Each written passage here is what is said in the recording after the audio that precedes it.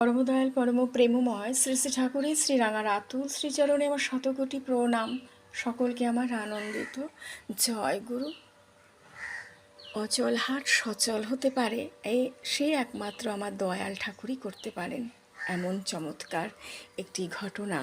একটি বাচ্চা শিশু মেয়ে, তার 7 মাস যখন বয়স হলো, তার জানা গেল তার হাটে একটি ফুটো আছে। কারণ যা খাচ্ছে বাচ্চাটির গায়ে লাগছে না, শরীরটা যেন একেবারেই রোগা পাতলা। যা খাওয়াচ্ছে কিছুই তার গায়ে লাগছে না, হজম হচ্ছে না। সৎমন্ত্রে দীক্ষিত পরিবার, তারা চলে গেল ঠাকুরবাড়িতে ঠাকুরের কোলের সামনে বাচ্চাটিকে শুইয়ে দেওয়া হলো।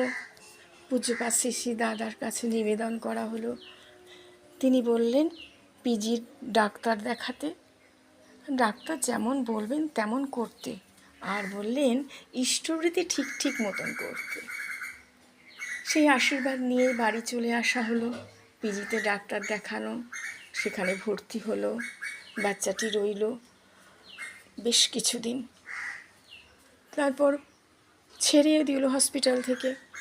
কিন্তু তাকে বলা হলো অপারেশন করতে হবে, 10 কিলো ওয়েট না হলে অপারেশন করা যাবে না।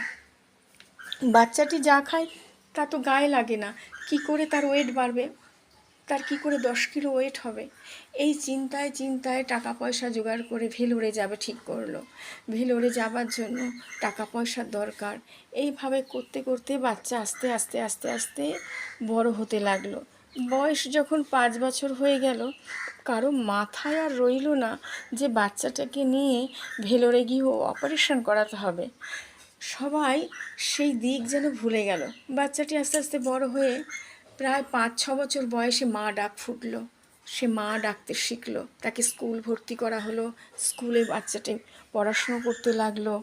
আর হাট ফুটো বাচ্চার সে মাথায় আর কারণে সে সব কোথায় যেন ভ্যানিশ হয়ে গেছে সকলের মন থেকে। বাচ্চাটি বড় হয়ে মাধ্যমিক পরীক্ষা দিল। বাচ্চাটি বেশ ভালো আছে, আর কোনো শরীরের কিছু অসুবিধে নেই, বেশ সুন্দর চেহারা। তারপর একদিন তার সম্বন্ধ আসলো, তাকে বিয়ে দেওয়া হলো। তার একটি সুন্দর ফুটফুটে একটি মেয়ে হলো। সে এখন দয়ালের কৃপায় খুব সুন্দর ভালো আছে। এমনই দয়ালের চমৎকার যে অচল হাট সচল করে দিতে পারে, এমনই আমার পরম পিতা। সকলকে আমার জয় গুরু। ভালো লাগলে সাবস্ক্রাইব, লাইক, শেয়ার, কমেন্টস করে জানাবেন। জয় গুরু। বন্দে পুরুষো।